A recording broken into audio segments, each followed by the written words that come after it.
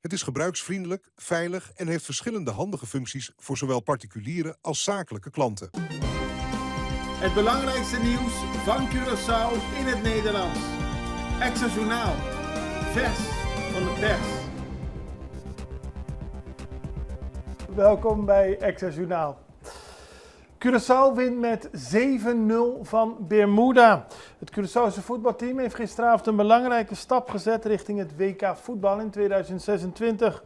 Ze wonnen met 0-7 op Bermuda van Bermuda. Bondscoach Dick Advocaat en zijn team spelen aanstaande dinsdag hun laatste wedstrijd tegen Jamaica. Curaçao staat door de winst op Bermuda en door het feit dat Jamaica gelijk heeft gespeeld tegen Trinidad en Tobago, staan ze nu eerst in de pool. Dus als ze dinsdag winnen van Jamaica of gelijk spelen, kwalificeren ze zich direct voor het WK volgend jaar in Amerika, Mexico en Canada. Het was gisteren een mooie wedstrijd, 7 doelpunten en het had het er nog wel meer kunnen zijn. En er werd in Bermuda waren er weinig mensen op de tribune, maar hier op Curaçao werd bij het Waaigat door heel veel fanatieke supporters echt meegeleefd met het team. Onder meer de nieuwe gouverneur, Maurits de Kort was er, minister Roderick Middelhoff van Economische Ontwikkeling en ook van Gezondheid, Natuur en Milieu, die waren er ook. En heel veel fans. En aanstaande dinsdag belooft het natuurlijk ook weer een hele speciale avond te worden. Curaçao schrijft historie. Man ligt gewond bij schietpartij. Dat gebeurde gisteren. Toen moesten politieagenten naar de Kaya Mata Siguraya. Nadat zij een melding hadden ontvangen van een schietincident dat had plaatsgevonden. Daar aangekomen troffen de agenten een man aan die een lichte schotwond had ter hoogte van zijn hand. De man verklaarde aan de politie dat hij al enige tijd problemen had met een andere man en dat deze gisteren bij zijn huis was verschenen om rekeningen te vereffenen. De politie heeft het gebied afgezet, er is onderzoek uitgevoerd, er zijn verschillende hulzen op straat aangetroffen en ook werd schade door kogels in de muur van het huis vastgesteld. Maandag begint sloop Centro Pro Arte. Maandag 17 november beginnen de sloopwerkzaamheden van de voormalige schouwburg Centro Pro Arte. De stichting Schouwburg Curaçao laat het gebouw slopen volgens een actieplan.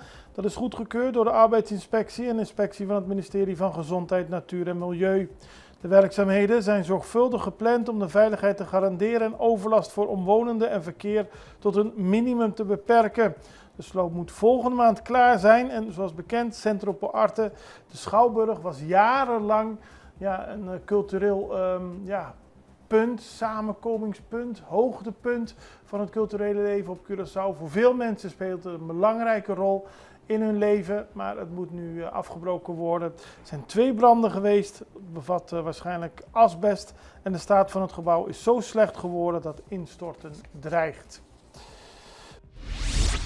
Dan organiseert Aqualectra Light and Love.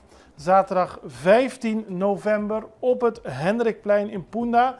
Light and Love, dan worden de lichten officieel aangestoken. Het begin van de kerstviering, van het einde van het jaar, van het nieuwe jaar. Het zijn allemaal mooie zaken waarbij Aqualectra stilstaat. De lichten worden dan officieel ontstoken. Iedereen is erbij aanwezig, iedereen is erbij welkom. En op het Hendrikplein in Punda is er ook nog een mooi concert. Dat wordt georganiseerd door Axel Piquero en die heeft verschillende lokale artiesten uitgenodigd. Jentje Silvani, Rich Pieter, Hunnely, Jurik Virginie, Atje Tai. Allemaal artiesten die komen optreden. Kom erbij zijn. Het begint om 7 uur met het ontsteken van de lichten en het concert. Neem een stoel mee, want soms wil je eventjes zitten, maar het belooft een prachtige avond in Punda te worden. Georganiseerd door de overheid en Aqualectra.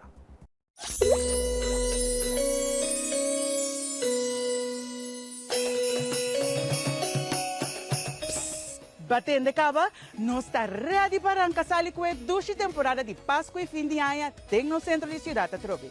Governo de Curaçao e Aqualectra te invita a abo na grande apertura de Light and Love.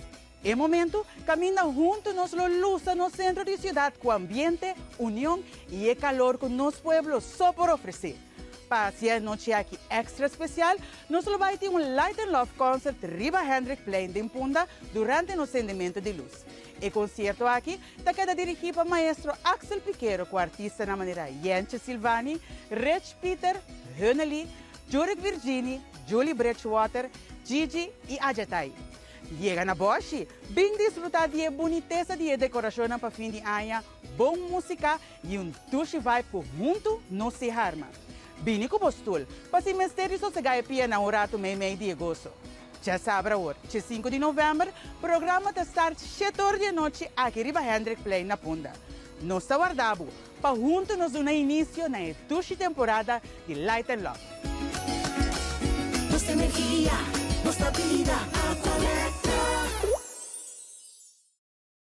Você aqui com a Dushi, ora botem a liberdade de determinar o futuro. No momento que você sentir claro para comprar casa, é profissional na Banco de Caribe te oferece guia sem igual.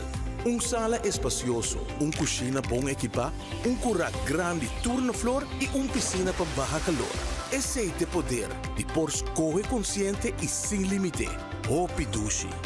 Traga você via WhatsApp na 432-3000. Banco de Caribe. En daarmee zijn we aan het einde gekomen van deze korte, voor de uitzondering, korte aflevering van Access Journaal. We zijn er maandag weer. Beste, tot ziens. Dag.